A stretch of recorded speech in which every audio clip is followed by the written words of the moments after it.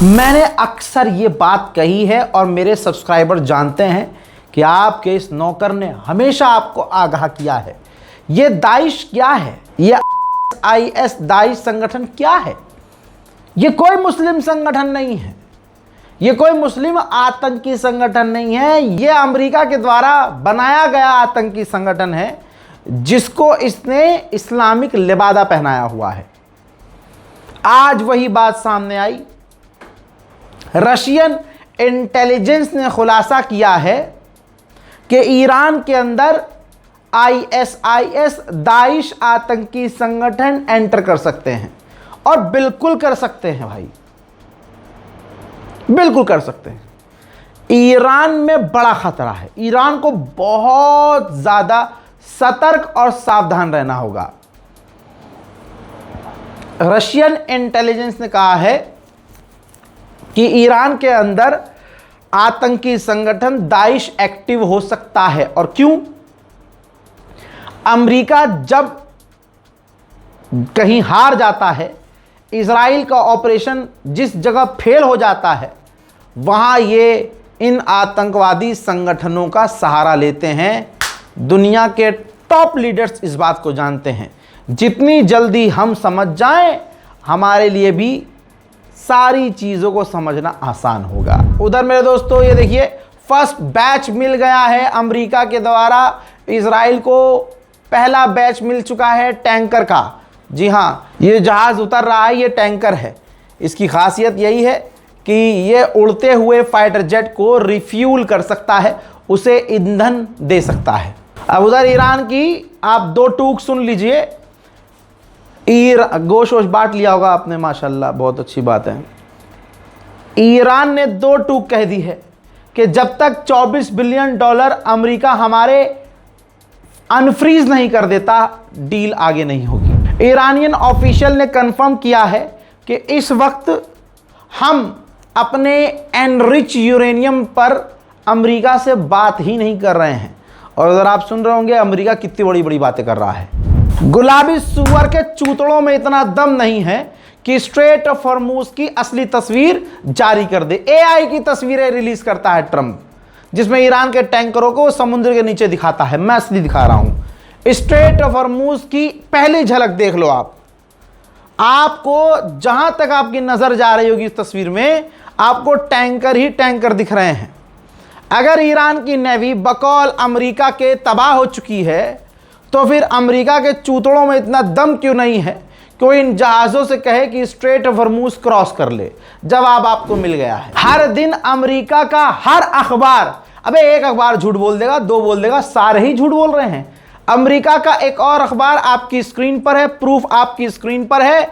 The intercept लिखता है कि अमेरिका का पेंटागन छुपा रहा है अमेरिका का नुकसान।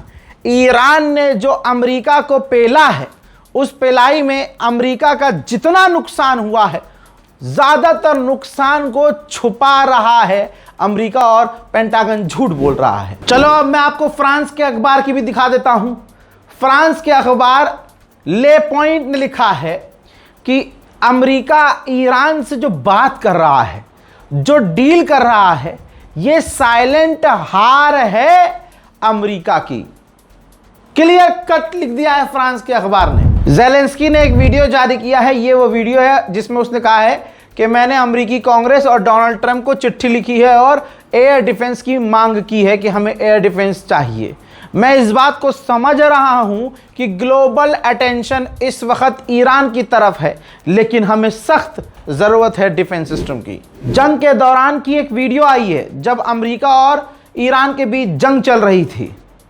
जंग का यह 20वां दिन था जब ईरान ने अमेरिका के एक फाइटर जेट को डायरेक्ट हिट किया था। लीजिए, देखिए और शेयर कीजिए।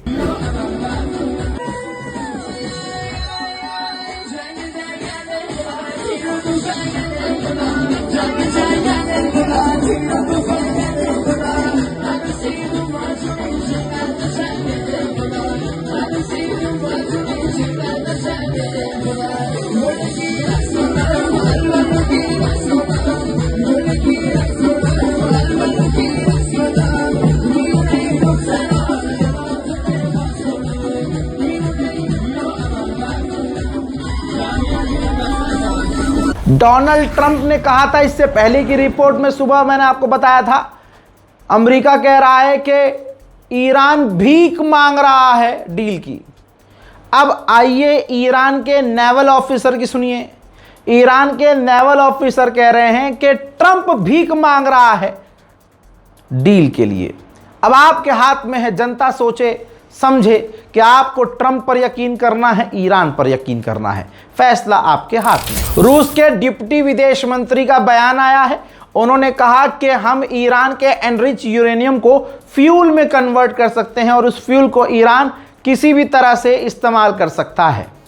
लेकिन ये सिर्फ हमारा आइडिया है, इस आइडिया को हम किसी पर इम्पोज नहीं कर रहे हैं। ईरान को जैसा ठीक लगे वैसा करे, मोस्ट वेलकम। दिल खुश न कर दिया आज बकरीद तो नाम रजाग्राफी नहीं। अभी तक तो मज़ा ही आ गया होगा। एक और मज़ेदार खबर सुनिए। अमेरिका की ही रिपोर्ट के अनुसार ईरान ने अमेरिका को इतना बेकार कर दिया है कि ईरान के हमलों को रोकने के लिए अमेरिका ने अंधाधुंध अपने हथियारों का इस्तेमाल किया।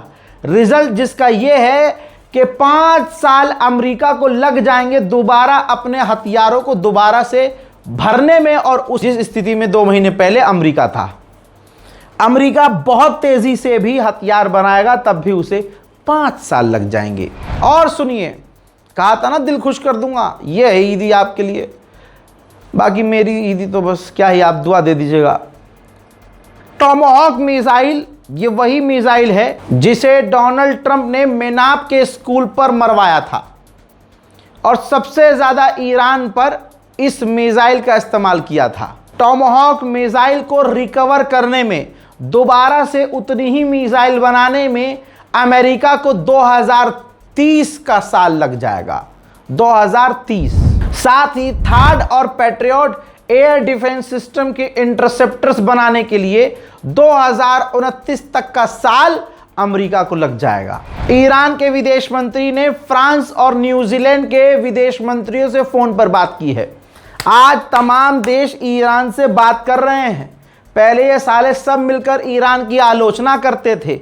आज जब ईरान की ताकत सबने देख ली तो खुद ही आ रहे हैं लाइन पर बात करने के लिए। उधर ईरान ने किया है कंफर्म कि हमारी परमिशन के बाद स्ट्रेट ऑफ हॉर्मुज से 23 जहाज निकले हैं। पेंटागन ने एक लिस्ट बनाई है, ये रही रिपोर्ट। सबूत पहले रख देता हूं आपके सामने। पेंटागन ने टारगेट बना लिया है कि अब अगर ईरान पर हमला करेंगे तो किन किन जगहों पर हमला करना है।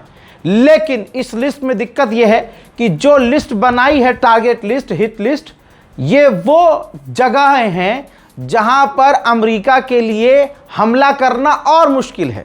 जैसे ईरान की जो मिसाइल सिटी को उड़ा नहीं पाया अमेरिका, वो तो फिर भी इतना मुश्किल नहीं था, लेकिन अब जो लिस्ट बनाई है पेंटागन ने, उसको हिट करना और डिफिकल्ट है। भारत पर ईरान का एक और एहसान, टैंकर सीज किया था ईरान ने, जिसमें 10 भारतीय थे, उनको कैदी बना लिया था ईरान ने। बातचीत के बाद ईरान ने उन 10 के 10 इंडियन सेलर्स को, मछुआरों को आज़ाद कर दिया है।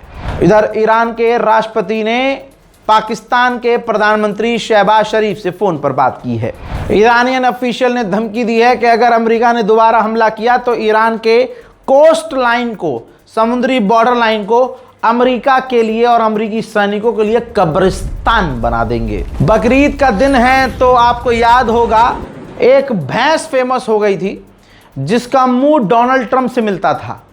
खूब वायरल हुई, आप यकीन नहीं करेंगे, वो इतनी वायरल हो गई कि बकरीद के दिन जब उसकी कुर्बानी देने का समय आया, कसाई ने उसके पैर बांधे, 4 लोगों ने गिराने की तैयारी की, छुरी पर धार लग गई।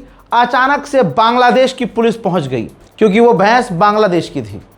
उस बांग्लादेश की पुलिस ने तुरंत उस भैंस के मालिक को पैसा दिया, उस भैंस को आज़ाद कराया। ये देखिए, पटाखे और गुलाबी गुलाबी रंग और उसके ऊपर जो है फूल माला, उसके ऊपर फूल की बरसात की गई, उसको आज़ाद कराया गया। डोनाल्ड ट्रंप से एक भैंसे की शक्ल मिल रही है तो उसका फ़ायदा देखिए क्या हुआ, मौत के मुंह से टक से छू के वापस आ गया ये भैंसा, और इसको अब बांग्लादेश के चिड़ियाघर में रखा जाएगा और लोग इसे देखने आएंगे कि लो जानवरों का डोनाल्ड ट्रंप। आदत से मजबूर इजराइल ने लेबनान पर एक बार फिर से रोज की तरह हमले किए हैं। मंजर आपके सामने।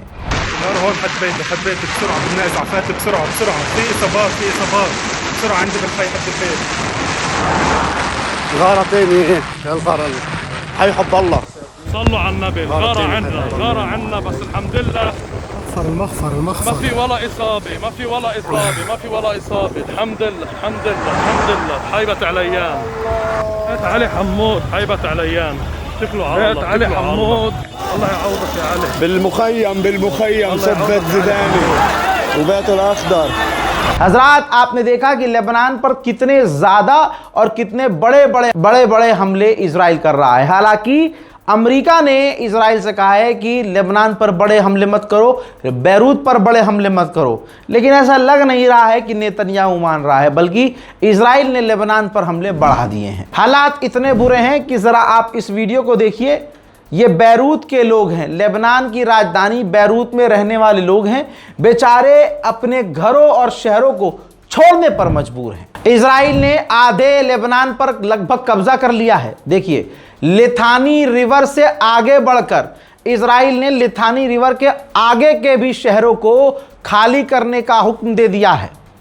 अरब देश हिजड़ों की तरह चुपचाप देख रहे हैं और लेबनान पर भी इजराइल का कब्जा शुरू हो चुका है। सारे अरब के जनखे खामोश हैं। इजराइल के आतंकी हमले में लेबनान की फौज का एक जवान और 2 खूबसूरत बेटियां, लेबनीज लड़कियां, आपको यह आतंकवादी लगती हैं?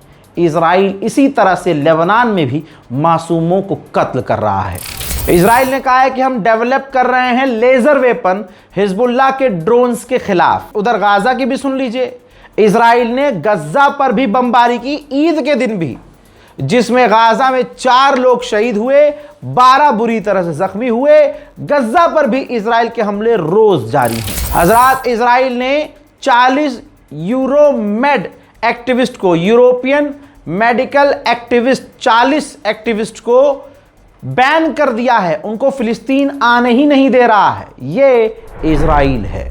आप सोच सकते हैं इजराइल किसे कहते हैं? जो इंटरनेशनल क्रिमिनल कोर्ट के पूर्व जज को धमकी दे। ये रही रिपोर्ट, मिडिल ईस्ट आई की रिपोर्ट है।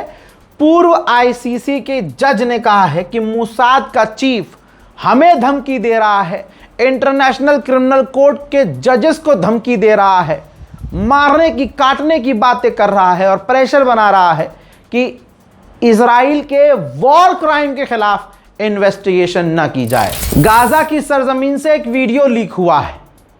अगर इंसान हो तो महसूस करना। उस वीडियो में इजराइल के फौजी, इजराइल का कमांडर अपने फौजी से कह रहा है कि गाजा के बच्चों को पकड़ो और उनका सर पत्थर पर पटक दो। अल्लाह अकबर। सुनो।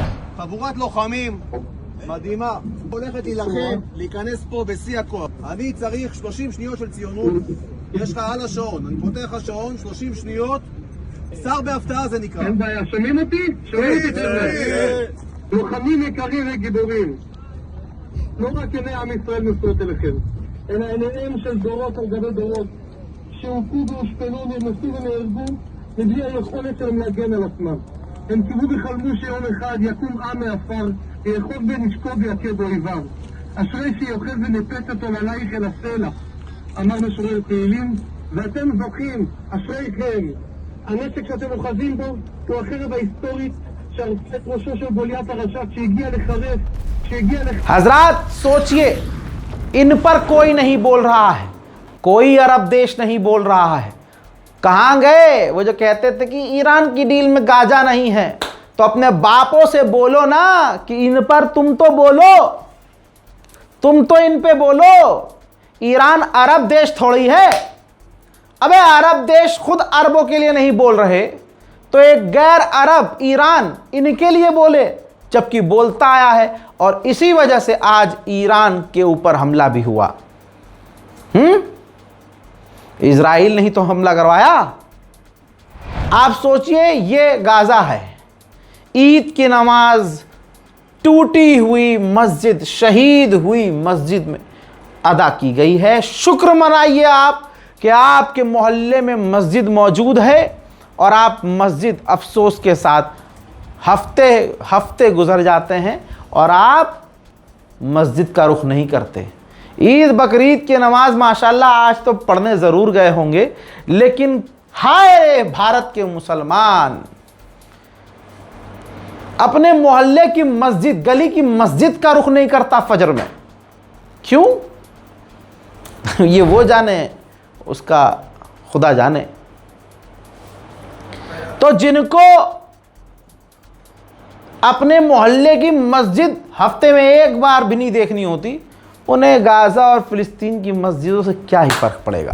बहुत मुश्किल से बैतुल मुक़द्दस में ईद की, बकरा ईद की नमाज अदा करने दी गई है। प्रेशर इज़राइल के ऊपर अमेरिका का था। जितनी तादाद में बैतुल मुक़द्दस में मुसलमान नमाज पढ़ता था फ़िलिस्तीनी, खैर उतनी तादाद में नहीं पढ़ पाया, लेकिन गनीमत यही रही बहुत बड़ी कि भैया नमाज फ़िलिस्तीन की बैतुल मुक़द्दस में अदा की गई। लेकिन दूसरी तस्वीर देखिए, उसी नमाज के दौरान, ईद की नमाज के दौरान दर्जनों सैकड़ों फ़िलिस्तीनियों को इज़राइल की पुलिस ने गिरफ्तार भी किया। डोनाल्ड ट्रंप ने गाज़ा के नाम पर बोर्ड ऑफ पीस बनाया था। कई सारे देशों ने मिलकर $17 बिलियन देने का वादा किया था।